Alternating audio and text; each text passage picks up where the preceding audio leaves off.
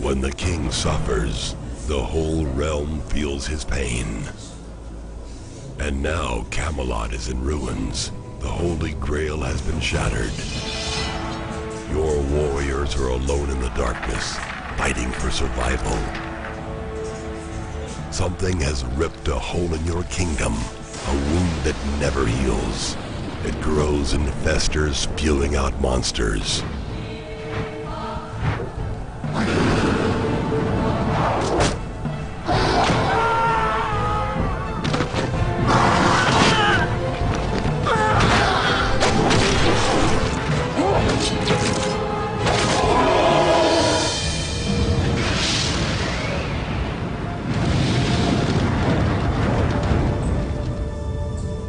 We need your help before all is lost. Britannia awaits you once again, King Arthur.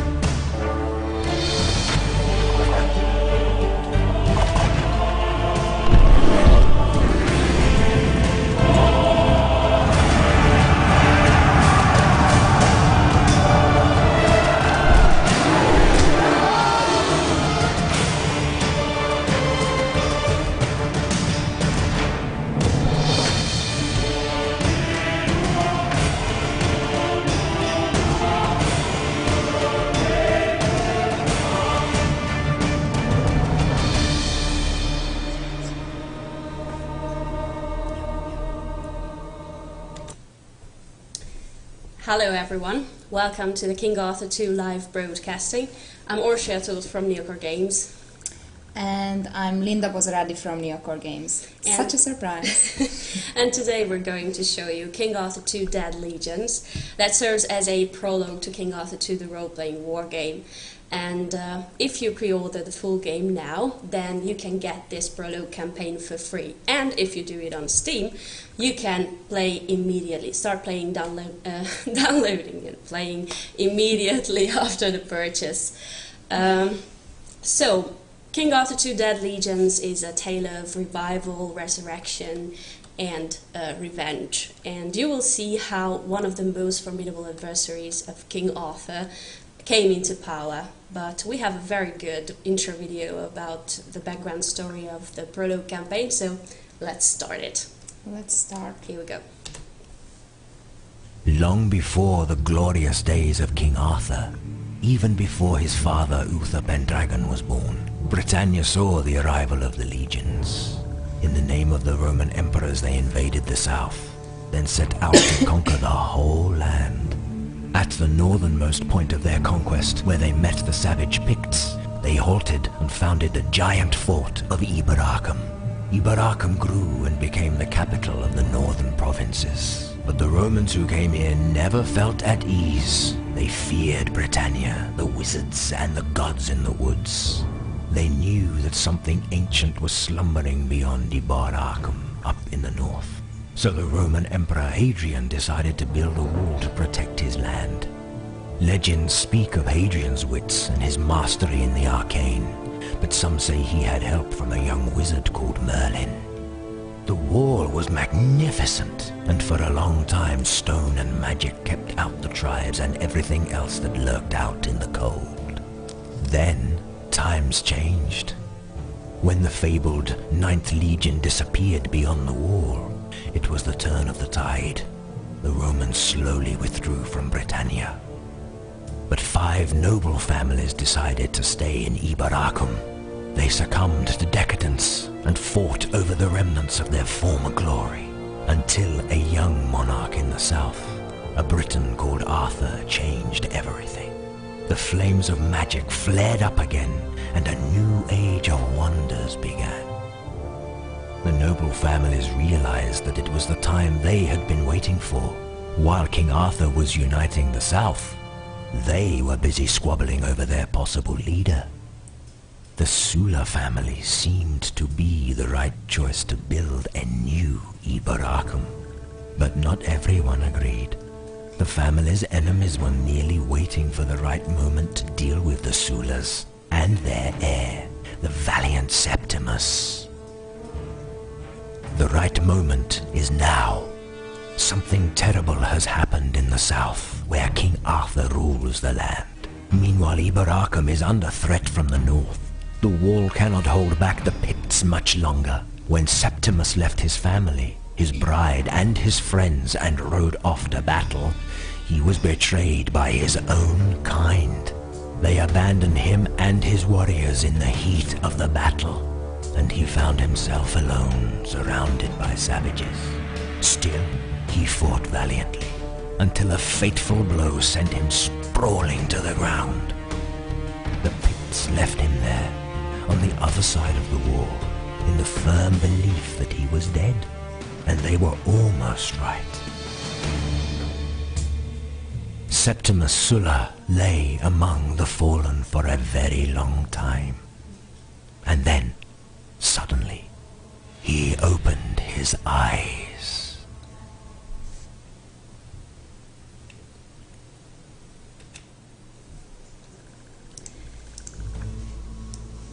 I forgot to mention before that on the chat there are 2 designers waiting for your questions, so feel free to ask anything game related because they will answer you. We will jump right into the middle of the campaign because we just want to skip the tutorial. As I said, it is a role-playing wargame. Some of you might already know what this means, but some of you might not, so I will explain that a role-playing wargame means that it is a mixture of RPGs and strategy games. We have a turn-based campaign map and huge real-time battles, and we have implemented lots of RPG elements everywhere. This is the campaign map of King Arthur II Dead Legions. It's only the middle part of Britannia. It takes only in this region, but of course the main campaign will take place on a lot larger area because it will include everything from Cornwall to the northernmost corner of the land, including Scotland, so it will be a lot bigger. Yeah, so it's only a part of it. Yeah, but this is what we have for King Arthur II Dead Legions, our very, very nice prologue campaign. And this is our main hero, Septimus Sulla. So, the campaign map is divided into provinces that you can capture, and there are many, many locations that you can also capture, and they will grant you different kind of very powerful bonuses. And they will also give you lore points that you can research more, and so on, you will see later. So let's see what we have to the left. We have a very nice user interface. This is the objective tree. The objectives are the most important bunch of quests because one objective can include more quests. So, for example, we have 3 objectives open now: the Search of Savages, the Rise of the Legions, and the Governor of Ibaracum. And for example, the Rise of the Legions objective requires 2 different quests to be completed. We kept the morality chart of the first game, so you can still make rightful Christian tyrant and old faith decisions in your quests, and depending on your decisions you will unlock different kind of bonuses. Unfortunately now we are on the rightful path. Yes, I prefer rightful, but Linda always prefers to go tyrant. This is the diplomacy panel. It might be a little bit familiar to some of you who played the first game's expansions because it appeared there first, but of course we improved it, and it is also part of the King Arthur 2 main campaign, and of course the Prologue campaign as well. We have a location list, so these are to the right, these are the provinces that you own, and to the left, those are the locations that each province has. So these are the locations that were the closest to the Vistula province, and now this is the location of the Legoland province. And all of them are upgradable, each of them, every one of them. Yeah. Yeah. Thank you. We understand it perfectly. Okay, so we also have a military advancement tree. Our units are now basic, but right now we have 20 military points, and only 10 points are needed to have veteran units. So we will have soon veteran units for our army. And we also have a chronicle that tells you many important info about the events, about background, the characters that you can meet in this game, the Roman families, the forces that you will fight against, and of course background, history, facts, and so on. So let's start our first diplomacy quest. The barbarian kingdom of Malahort is slowly being torn apart by inner conflicts. A group of local lords openly declared war on their own queen, since they are certain that she's nothing but a puppet, slave to an accursed royal relic that's poisoning her soul and stealing away her sanity. There are Roman families in Iberacum that have been secretly participating in this conflict. The Quintus family supports the rebels, while the Massalas sided with the queen. Meanwhile, the Severus family strives to restore the peace that will benefit trade. You need to take sides now, as the man you need, Valerius, the former commander of the legions, is the prisoner of the queen. So, we came here to free Valerius Pera, and he will be one of our heroes, and he will be a powerful hero, so we need him desperately. We can choose from several options. One option is to hire marauders or savages to rescue him. Another option is to ally with the queen, but of course, as she is tyrant, that will cause 1+ the tyrant morality on our side, but it will increase our relationship with the Malahut queen. And of course, as the Roman families are participating in this conflict, it will increase or decrease our reputation with these families. We can also choose to ally with the rebels. Now we don't want to increase or decrease any reputation.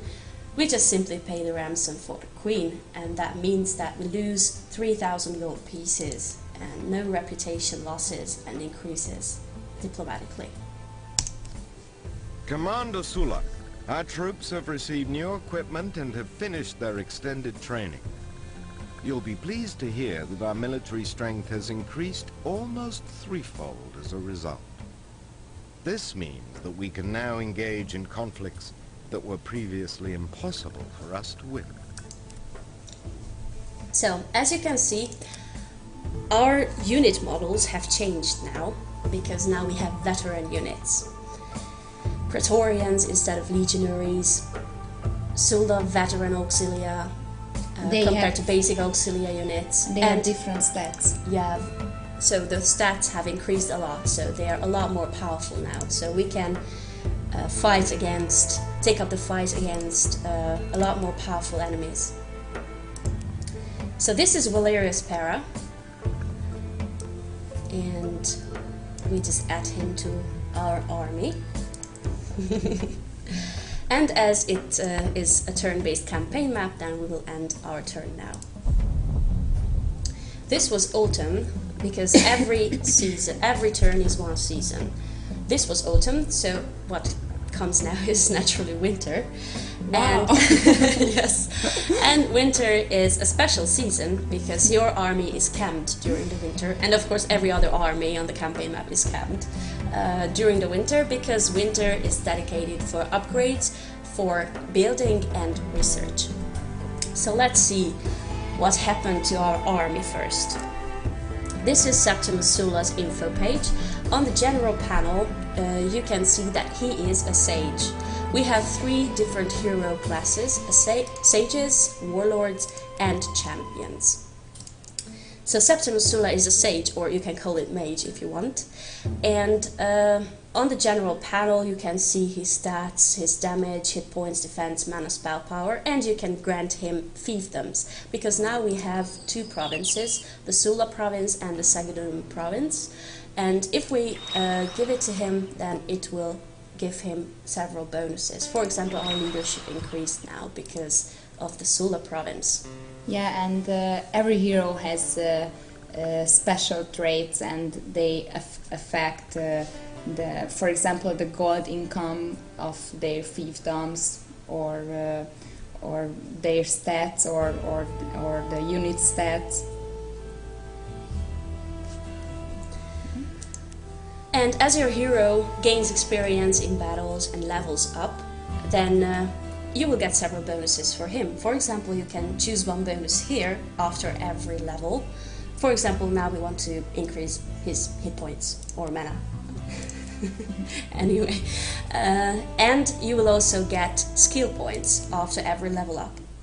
Now this hero has 8 skill points that we can spend on different skills. For example, we want to learn Arcane Fortification. That will add 10 magic shield to the army of the hero, but it is an active spell, so it requires mana, and we can use it in the battles.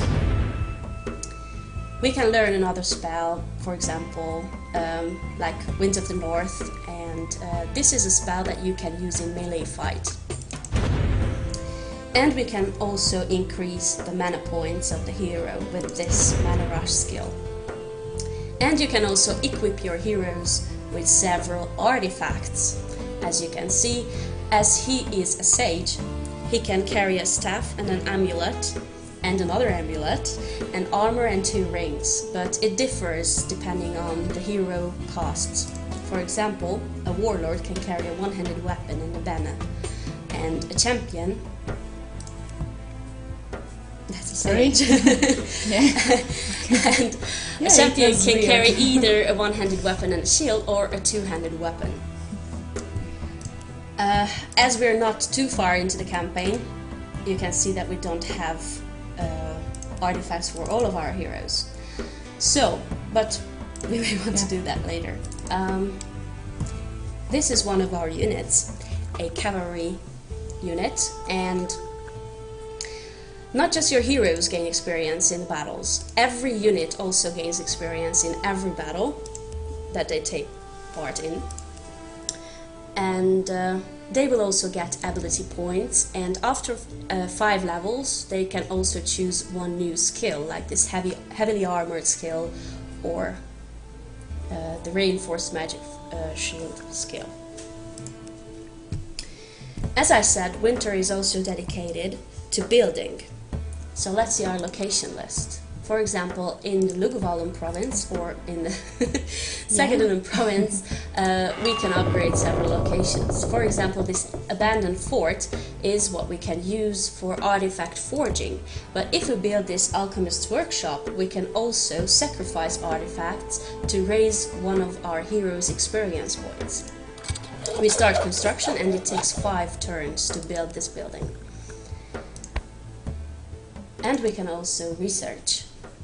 So as I said, you will gain military points and lore points during your campaign, and you can spend, no, you can't spend your lore points. So you just gather these lore points, and then this bar will go down and down and down, unlocking new and new available research options that you can choose to research for gold. Okay, so let's end the turn, because we're finished with winter, and we can see the game, finally. Yeah. So, let's go a bit north. On my way.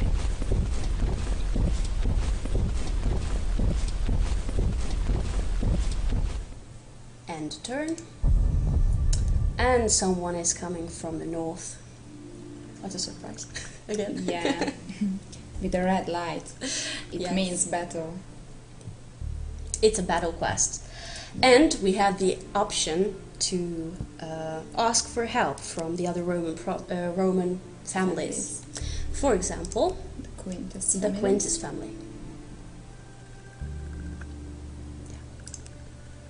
A large Pict horde broke through a neglected section of the wall. They routed the Caracalla Legion and headed south, leaving smoldering villages in their wake.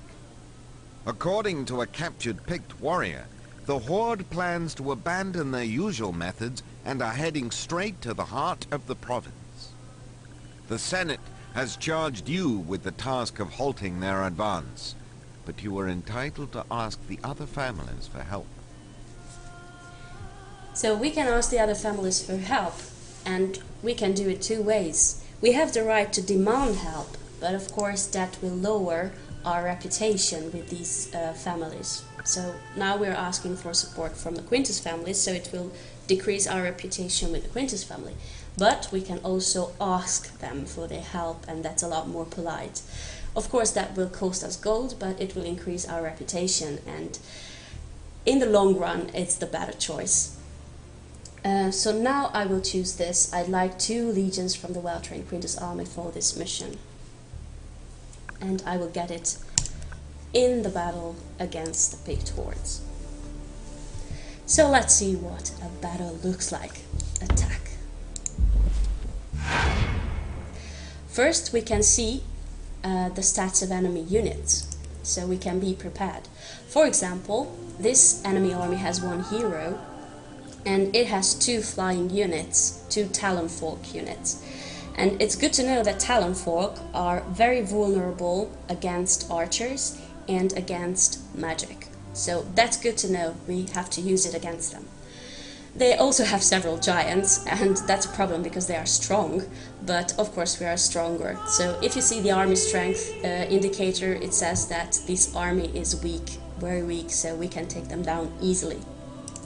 They also have archer units and picked warriors. So let's jump into the battle.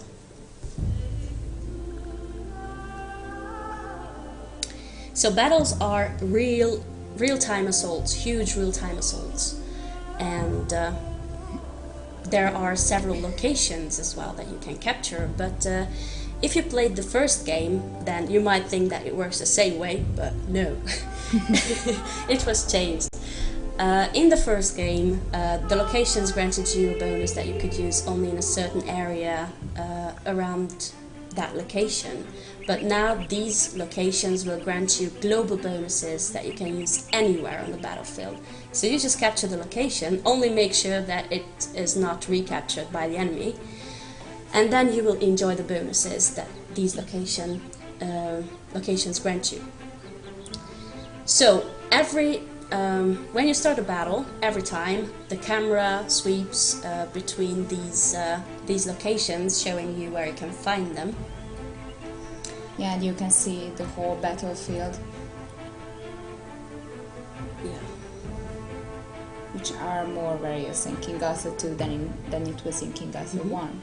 And this stone circle will grant us the Storm of Avalon spell that is very useful against the enemy archers, but of course and against my against our archers as well.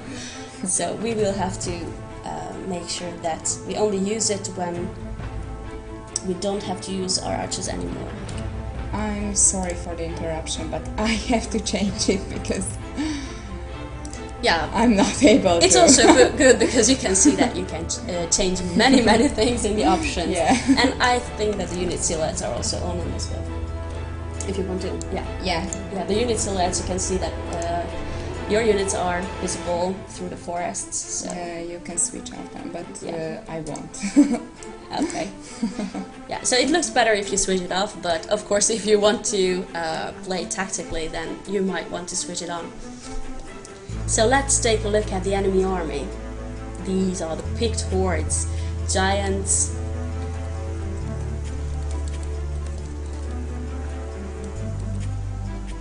And the hero, where's the hero?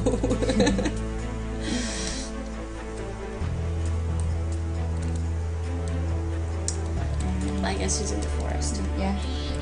So these are the Talonfolk. Yeah, these are the flying units. Talonfolks.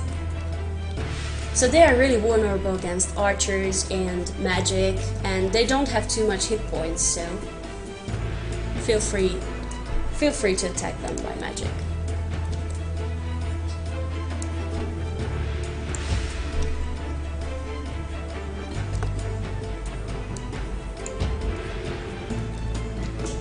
So we finished the deployment phase, and now we're heading to the enemy. What you can see there, switch back to the archers please. Sorry? Yeah, I was just going to explain that. What you see here, these lines are the shooting range of the archers. So let's take a look at the giants again. Yeah. They are shaking the earth. Yes, they do indeed.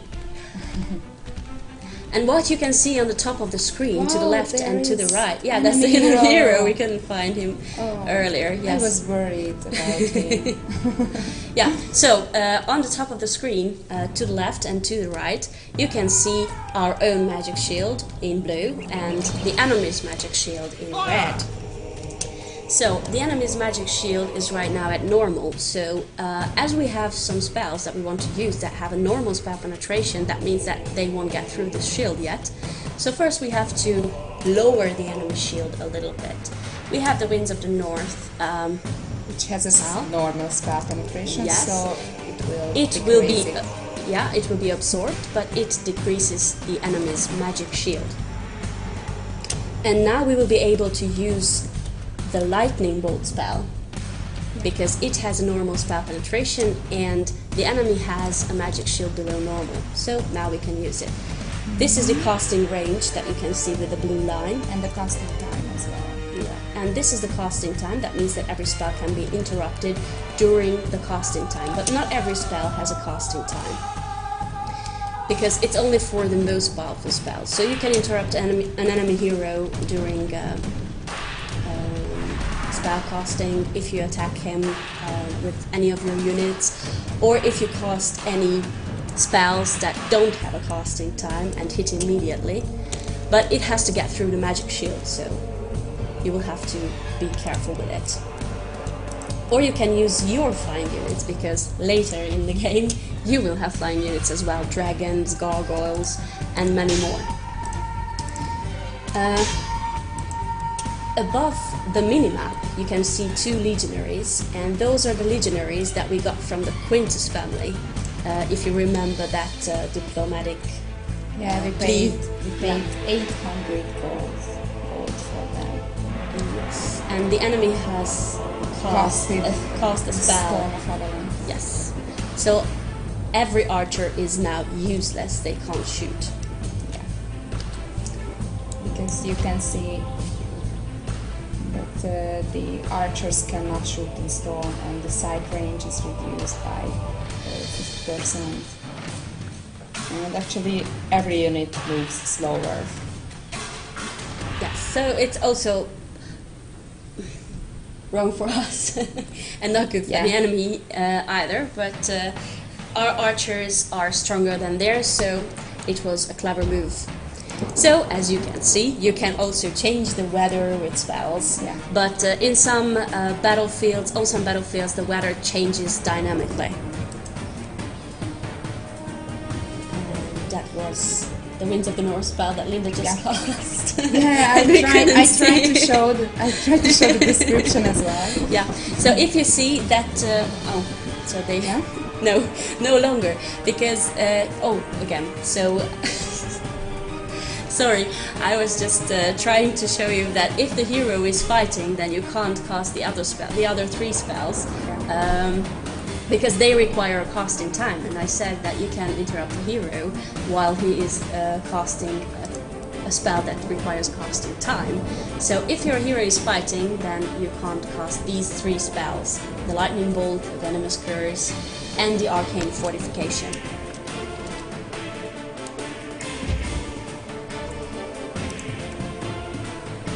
So, how about decreasing the enemy shield a little bit further? Not increasing ours, decreasing theirs. Decreasing? Yes. Never mind.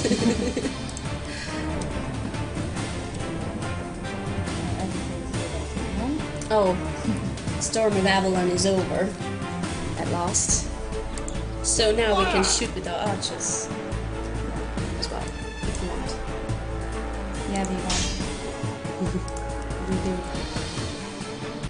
But one of my So- archers unit is in a huge trouble. Sula is fighting now. So how about casting another Winds of the North?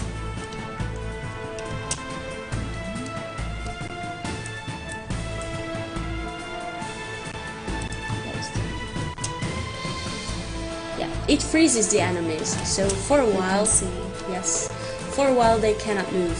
But it only freezes the enemies in a certain area around the heroes. So that is why I said that it's a spell that you can only use in melee fight.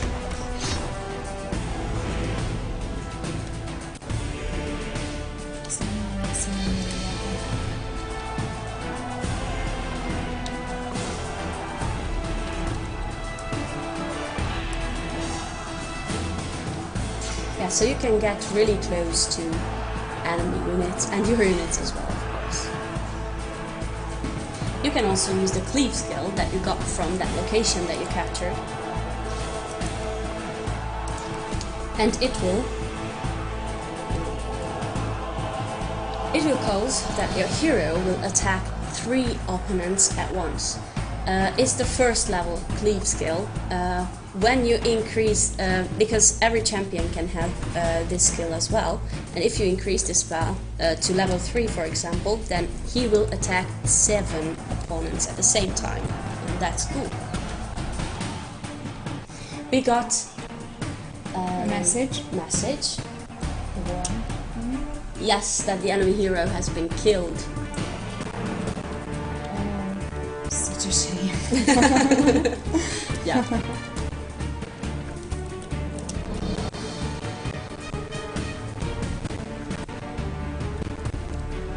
So, we won the battle. We only lost 18 soldiers. Linda, you're too good.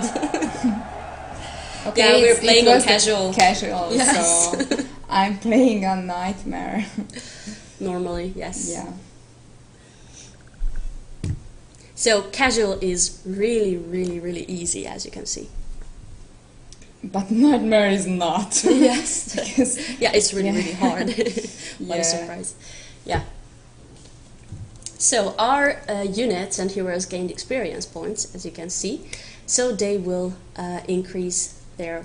So they will level they up. can increase their stats. Yes, exactly. And we also got artifacts. So let's see what we can do with those artifacts if we can't use On my all way. of them to equip our heroes. Yeah. Are we going to gather them till till the end, or what? No. We can forge new artifacts. So in this location, we can forge new artifacts, and you can use 3 artifacts to forge a new item. One will determine the type of the new artifact. The other one will determine the primary most likely bonus that you will get from the new item, and the other one will determine the secondary most likely bonus that you will get from the forged item. So it's randomized, but you can influence the outcome. For example, Sula doesn't have the second ring yet, so we might want to create a ring. So if we put a ring to the type location, we will get a ring. We have some special artifacts like this one. It's a component, so it means that you can't equip your heroes with them, but you can use them for forging. Yeah, exactly. So for let's example, see. this will give you +4 magic shield, and the hero gains +1 mana every 10 seconds. That's a very good thing. So let's do this artifact, and here it is, and we just equipped our hero with our newly forged item.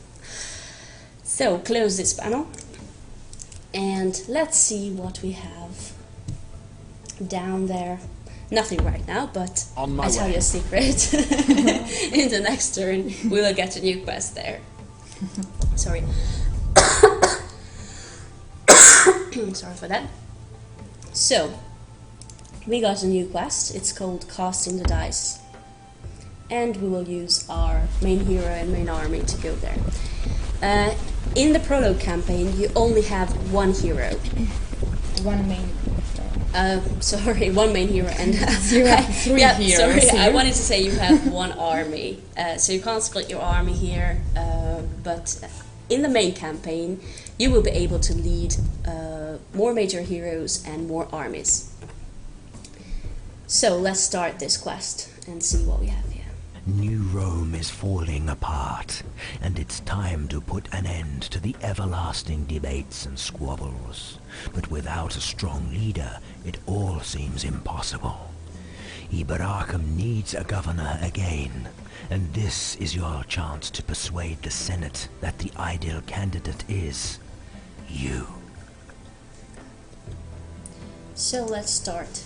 You decide to spend your time usefully until the Senate is convened. You go through your speech again and make a list of all your possible allies and enemies.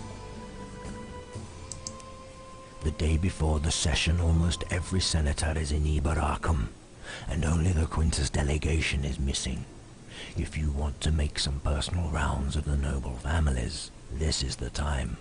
Who do you want to visit? So, of course, we want to make visits. First, we will visit the Severus family.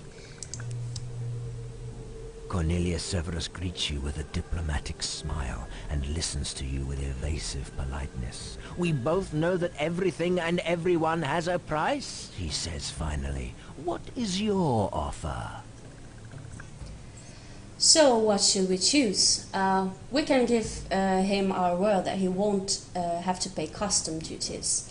Or we could grant him a monopoly in the artifact trade, or we can offer him gold. Let's grant him a monopoly in the artifact trade. It sounds like a reasonable offer, but I need something more substantial if you wish to gain the support of my whole family.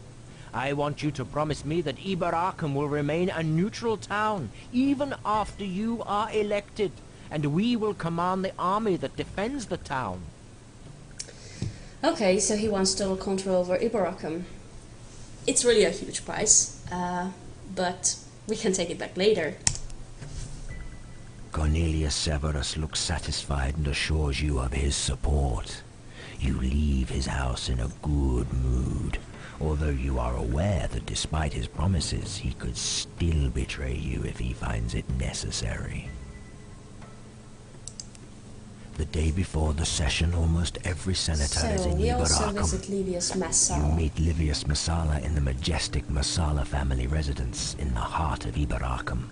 He looks at you with some anticipation. How do you want to play this?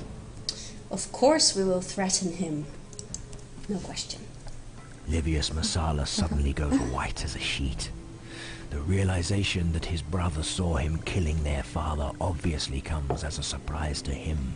He knows that you can use this to finish him, and sensing his terror, you simply command him to support you. He reluctantly says yes. Yeah, this is a story of an earlier quest that we helped him kill his father, but we made sure that his little brother sees everything. Now that is why we were able to threaten him.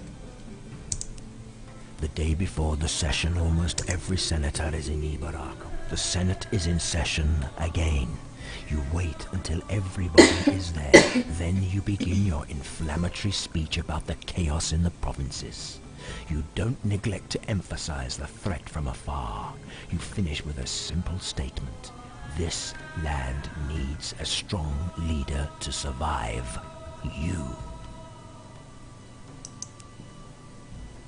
Whispering, questions, shouts, and loud demands fill the hall. The senators give each other confused looks. Your proposal is greeted hesitantly, but at least it is not directly refused. It's time to let your allies speak on your behalf. Cornelius Severus is obviously a master of oratory. The way he depicts your deeds, it feels like he's talking about a true emperor destined to achieve greatness and glory. His speech will clearly help your cause tremendously. Whispering, questions, shouts, and loud demands fill the hall. The senators give each other confused looks. Your proposal is greeted hesitant. Livius Marsala is not an experienced orator, and it clearly shows. His mumbling speech and his awkward reasoning will not help you much. Horatius Quintus sighs theatrically, but Cornelius Severus gives you a knowing look. Whispering, questions, shouts, and loud... Suddenly Ovidius Caracalla jumps to his feet. You are taken aback when you hear his words. Senators of Iberacum, I must warn you. I'm convinced that Septimus Sulla bears the darkest curse of the gods. He is a danger to himself and a threat to the provinces of New Rome. He used to be a commander, but he led his legions into death. His family was too weak even to handle their own slaves, who rebelled and destroyed their lands. You feel the sour taste of fury in your mouth, but you know that it'd be useless to interrupt him in this uproar. And don't forget that Sulla was there when the venerable Pompeius Messala met his demise. Isn't that odd? He's spreading the curse. He adds, and you see the panic on the face of Livius Messala. The noise is deafening in the hall, and the senators are jumping to their feet. And what about the mysterious plague that struck right after his election to the Senate? The gods must have warned us, but we didn't listen. Ovidius Caracalla roars. In his excitement, he grabs his goblet and sips from the wine. It's the perfect opportunity to interrupt him. I saved Roman lives during the Battle of Iberacum. You protest, but Ovidius Caracalla must have been prepared for this answer. Oh, you did? And you let hundreds of soldiers perish? The senators, however, don't look convinced. You've won this round. People fall around Sulla like flies. Darkness and tragedy follows his every step. Who knows what sad fate will befall Iberacum if he's the governor? Ovidius Caracalla pauses. Well, I know. Orga, stand forth and share your vision with us. Well, it seems obvious that the Caracallas don't really like us. The augur is trembling like a leaf. In a weak voice, he speaks of the vision from the gods that showed him the dark future, the mighty wall, a desolate battlefield, and hundreds of dead Romans, with you standing in the middle of the carnage. The augur casts a frightened glance at Ovidius Caracalla, then at you. After a long pause, he finally answers. The vision speaks clearly. Septimus Sulla has been cursed by the gods, and he will destroy us.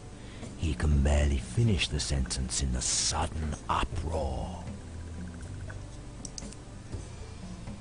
You suddenly realize that the chaos in this hall will soon engulf all the provinces, leading to a civil war in New Rome.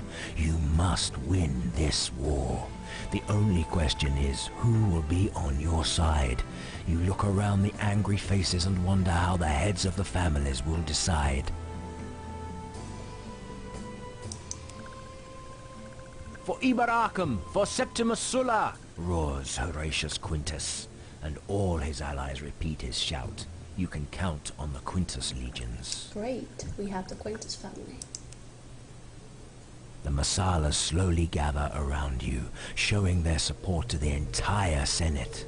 You can count on them in the upcoming battles. We also have the Massalas. Because they don't have any choice. Cornelius Severus walks up to you and bows his head. It's a clear sign to all his allies and family members that he will support you in the coming battles. Yeah, Cornelius Severus was our most, our strongest ally of all the families. He supported us during the entire campaign till this point, and he keeps supporting us, of course.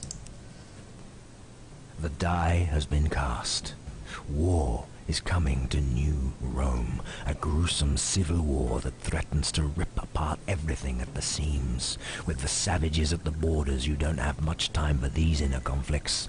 You'll have to act as quickly as possible and put an end to all this.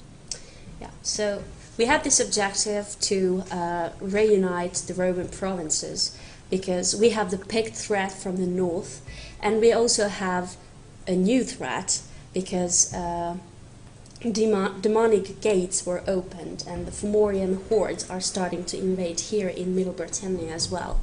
So Fomorians will be your main enemies in the main campaign, and you will also meet them in this Prologue campaign in the later stage. Fools!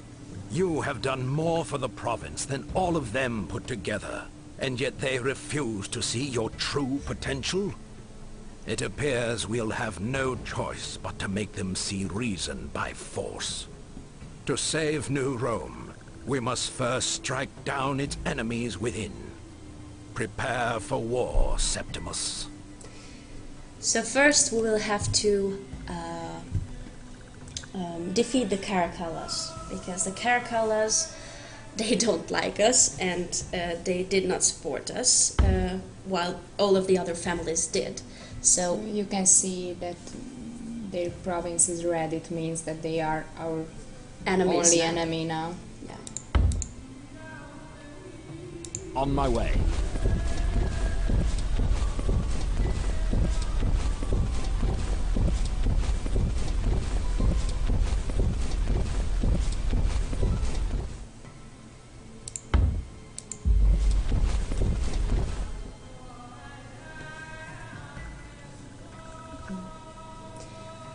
Okay, so first, let's get into diplomacy a little bit more. Yeah, because against the Caracalas, I guess that some military exercise will be useful. Yeah, that's correct.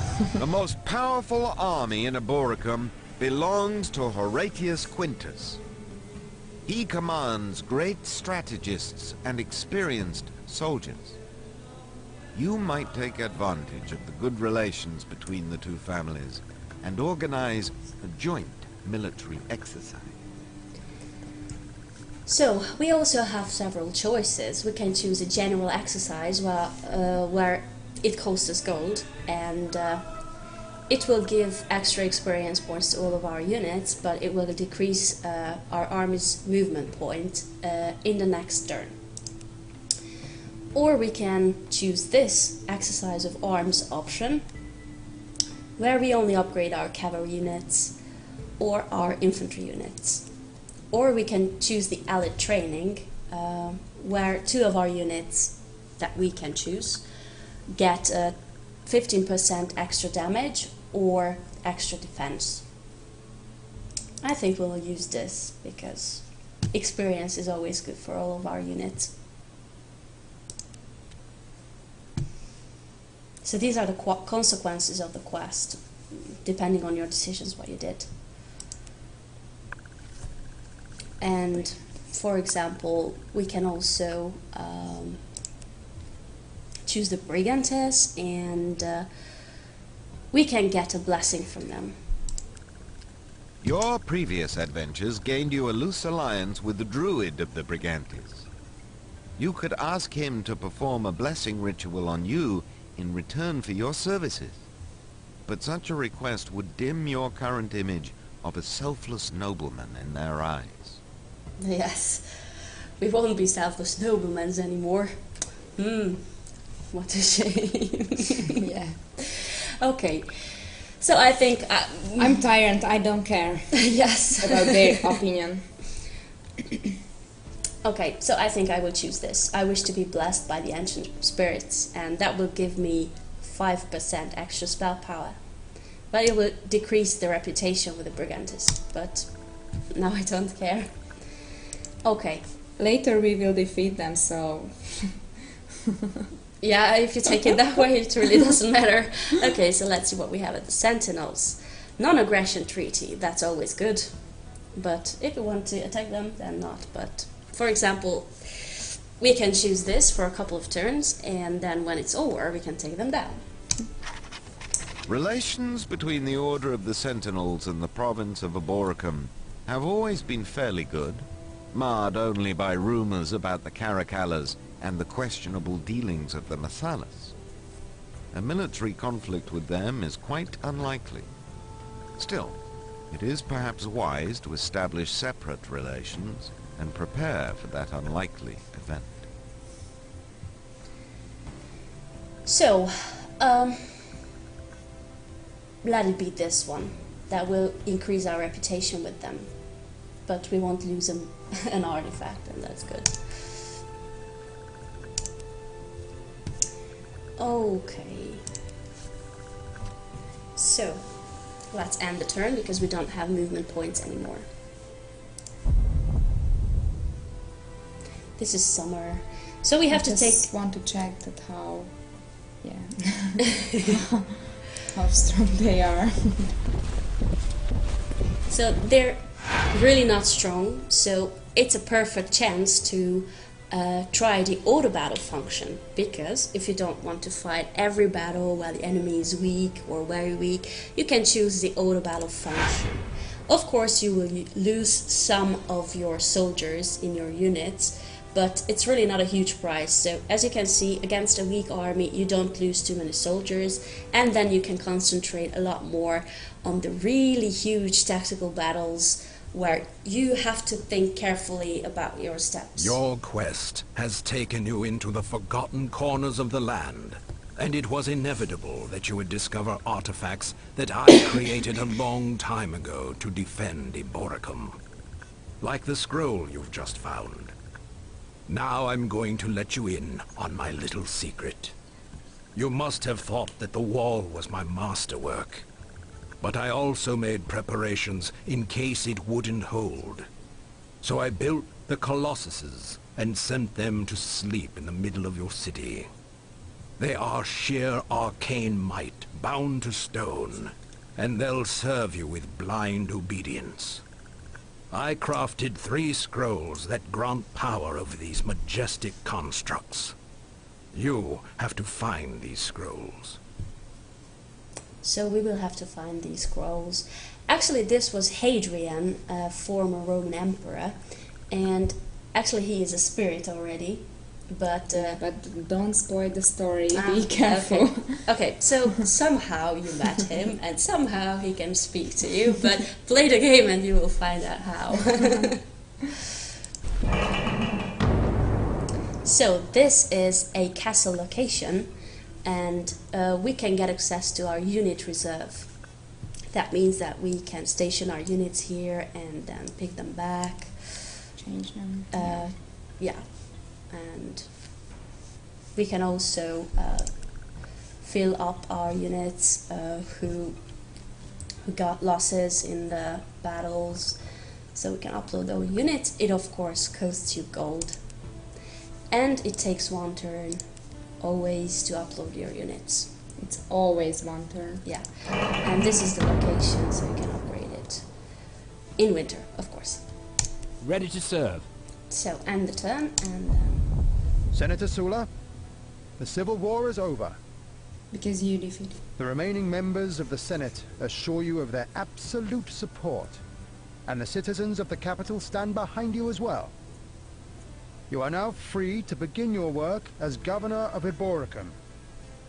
May your deeds restore the glory of our province. Ave!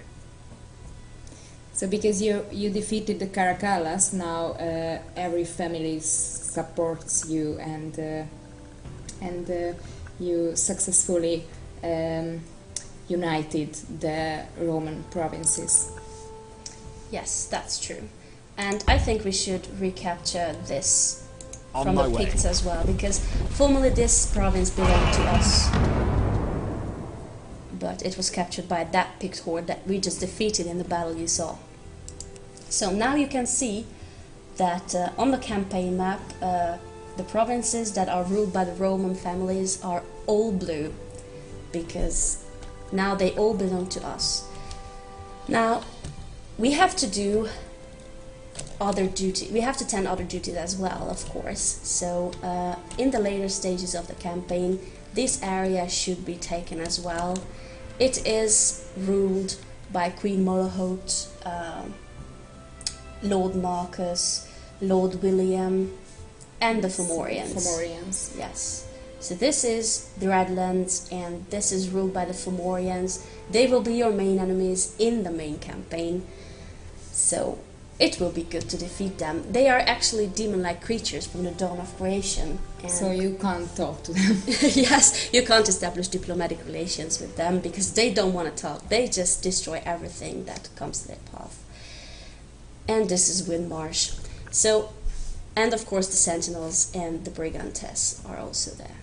But this is New Rome. So, I think that we showed everything today. Maybe we will show King Arthur 2 another time as well. It depends on many things. I hope soon. yes, see you soon. I really hope that you enjoyed this tour in King Arthur 2 Dead Legions, and don't forget that if you pre-order the main game now, then you can get this for free, and you can see how the later parts of this campaign unfolds. And if you do it on Steam, then you can start playing now, even today. So I hope you enjoyed this walkthrough, and thank you for watching. Take care. Bye. Thank you. Bye.